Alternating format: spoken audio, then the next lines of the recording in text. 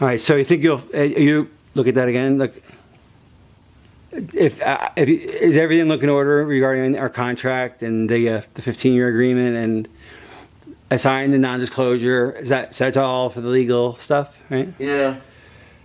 Okay. Looks good to me. All right.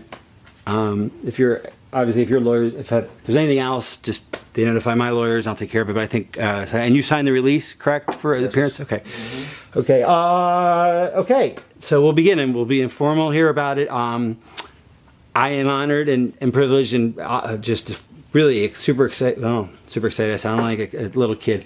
It's an honor to be doing this, and I know you haven't given many interviews in your life. Can you start out by telling me, why did you accept my? I mean, I wrote you about 12 letters, but you finally on the 12th talked to me. Why are you giving this interview? I mean, tell me why. And sir, could you look right here? Yeah, that's perfect. Not to tell a great filmmaker about filmmaking, but because it started to get to me after a while. What do you mean? What good? I've always been conflicted about it, I guess, but I wasn't conscious of it until later, years later. At first I was just blown away by the chance, the opportunity, the challenge of making this film, and I went into it like it was a regular film, like another production of mine, not thinking too much about the long-term effects, what it would mean to society if it was ever discovered. Mm-hmm. What are you talking about? I don't even know what you're talking about. You're referring to something. The fake moon landing. The rumor about the fake moon landing. You're saying is not a rumor or not is not an urban legend. You're saying it's true. Yes, I'm sorry. I thought you knew that. But, no, I didn't. I mean, I've heard it like anyone else has heard it, but you. Okay. Yeah, it was fake. Wait, okay. And I thought, okay, I have written down, and I thought you agreed to talk about Barry Lyndon. You agreed about The Killing, Clockwork Orange. I mean, we're going to cover all these films, and I hope we still can. But what you're telling me is this? Because I've never. I think it would make the news if you're telling me now for the first time. And why me? Why not? Why not CNN or? What? The rumors were true. Okay. Okay, well, I obviously want to understand what the hell what you're talking about here. Okay, but why are you telling me? I'm a nobody. The moon landings were fake. Okay, and I want to hear what the hell. I'm sorry, what the hell you're. I don't know. Tell me how, what, when, where. I'd like to hear the story about this, but why are you telling me? And is that so? That's the 15-year thing. So that makes sense now. That's why I can't release this for 15 years. That makes total sense now. Yes. Okay.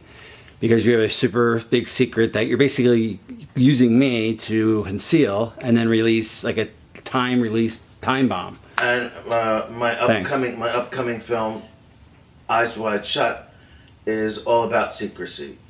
It takes place in the sexual underground, but it's really about secrecy. Okay, well, before we even talk about the meta of secrecy, like what the F's are like. Wait. Start from the beginning here. Can you start from the beginning? Okay, but let's take us back to the beginning. We didn't land on the moon, you're saying, and you filmed. No, we didn't land on the moon. Okay, so I was born in 71. Nobody landed. I was born in 71. I didn't see that stuff anyway. So just how about you walk me through it? If you have, just indulge me here. We'll just do it quickly, or as quickly as we can. How did something like this start? Does someone do you apply to an ad to film the moon landings? No, like what? I was contacted by NASA. Okay, when, where, why? I mean, what happened? Before I started making 2001, so in the mid-'60s sometime. After Kennedy said his thing, you're saying?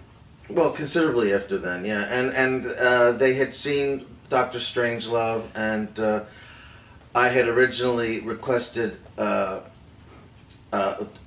of the B-52 to film part of Dr. Strangelove, and they refused.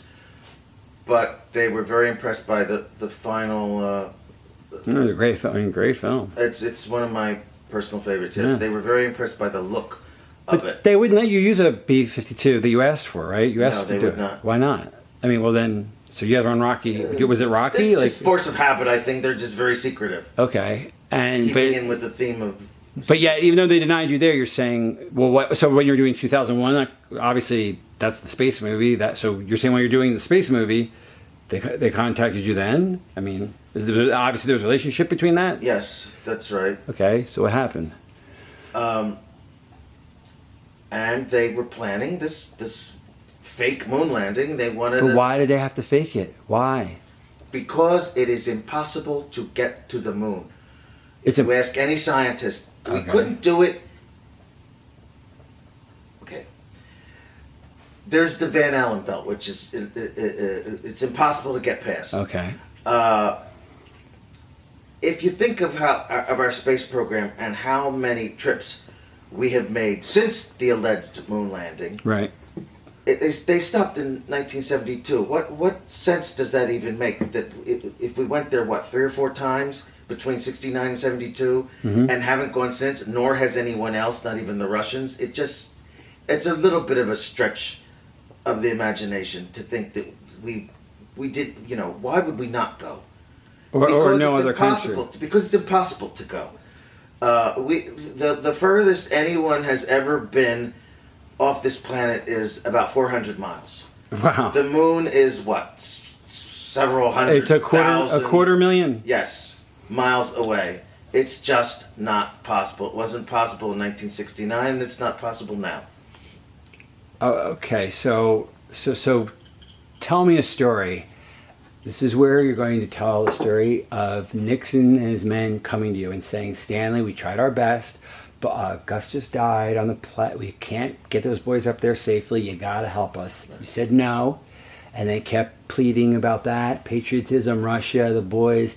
We'll get there in a couple of years, funding, the shtick. And I decided, okay. And then you got the gift from God, a carte blanche filmmaking. So just tell that story now and try to give it details, little ones as they come up. Okay, boom. Now, so tell me, so you're saying it's impossible. Could you give me a list of reasons why it's impossible? Cut. I'm going to do a voiceover there, okay? Okay, so just yeah, but I'm going to give you something and you're going to be like, boom, and boom, and boom. And you're going to sound like you're an expert. So it's going to be cool. Okay, all right.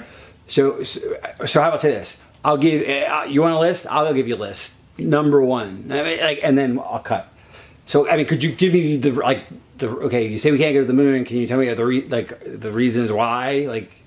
We don't. You must know the reasons why we didn't go to the moon. You say we can't go to the moon. What are the reasons? Are there some facts? You want reasons? I'll give you reasons.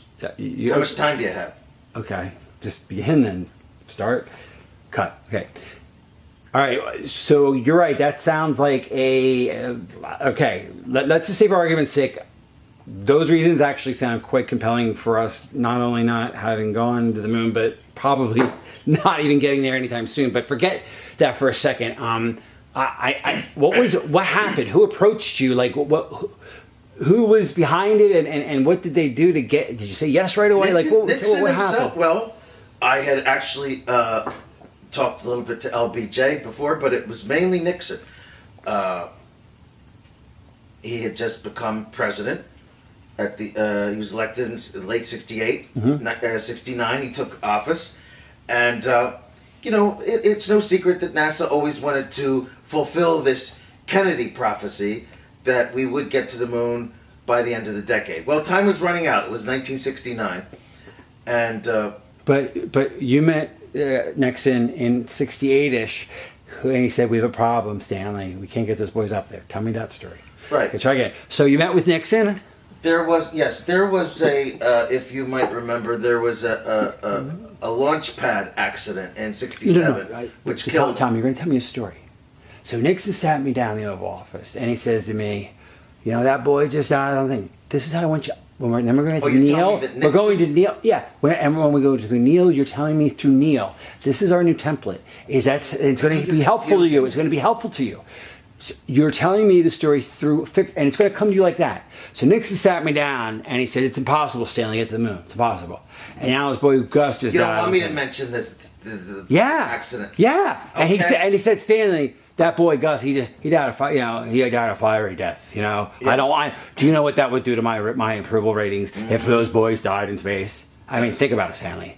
Right. And you know, I thought about it, and he was right. And he said, and those Ruskies, if we don't keep up with them, they're going to take over the world. And I'm no communist. And I know you're no communist, Stanley. I mean, it's just child's play. Right. Just do it, okay? But bring us there. Yeah, all right. And all then, right. you know, and I think I couldn't say no. And so I said, yeah. And he said, you can make any damn film you want. I don't care what it is. I don't care if it's about, elves fucking girls in Peru. Like, you know, it's like, you know, you can do whatever you want. Elves. Elves fucking girls in Fucking Peru. girls in Peru. I don't care if that. So you meet with Nixon. And what happened? Yeah, I met with Nixon. And let me start you off. Pat was the first person I saw. I think she was high. Betty Ford. That was Betty Ford. Sorry, Betty Ford was there. Pat too, actually. Oh, Pat, you're right. So she was drunk off, you know, but then I went and saw Nixon. He had just played golf. Like, you know, start with details. It's so easy. Pat was Okay, so you met Nixon. You went to the White House. I met Pat actually first. I think she was on painkillers or something. You know, she never said much, so you know, it was nothing worth repeating. But when I met with Nixon, boy, that was an experience. They just shuttled you in privately because obviously they couldn't have you. No one could know you were meeting with him. Yeah, he had his shoes off, which, you know, and he could smell his feet, so it's just really kind of amazing. You know, it was not anything I could have predicted. So it was a casual encounter. Okay, it was in the Oval Office. Yeah, in the Oval Office, yes. And but it's funny, it's an Oval Office because the walls seem to be closing in anyway. But anyway, there we were, and he was, you know, like he was, expressing how desperate he was to go to the moon. What'd he say? Literally go to the moon. What'd he say? But to have people think we were going to the moon, he was worried about his own perception because he just became president, and his. So what did he say? He said that after all there had been an accident. You know, you're telling it in the third person. You don't have to imitate him, but you go, you're doing good. You're doing. I know. No, listen. I know that you're doing good. You say, you have to, this is how you tell the story. Okay. And he said, so I walked in and he said, sorry, took off the shoes, I was just playing golf. Okay, you know, you have to do the voice, I'm doing the voice. You don't have to do the voice if you don't want. He said, you know, I was just playing golf. And he sat me down and he says to me, and that's the story template, is that it's always what he said. Okay. And then I said to him, you know what, it's going to be really hard to fool that, you know. But then he said, and that's the thing. That's how we're going to do it the whole night. Neil said, and then I said to Neil, well, you know, don't worry. Neil's there too? No, this is Okay, later. this is later. I'll give you a template. It's always, that's the storytelling method, okay? So we're not saying third person. He said, so Nixon says to me, and I remember, he just stared in his scotch as he said this. He said, fact, whatever it is. That's the perfect way to deliver this. Got it? Mm-hmm. It's okay. So you in the Oval Office, and what happened? And you're doing good. Yeah, okay, so Nixon sat me down. First, he complimented me on 2001, which was nice to hear. And he said, speaking of space, going to the moon,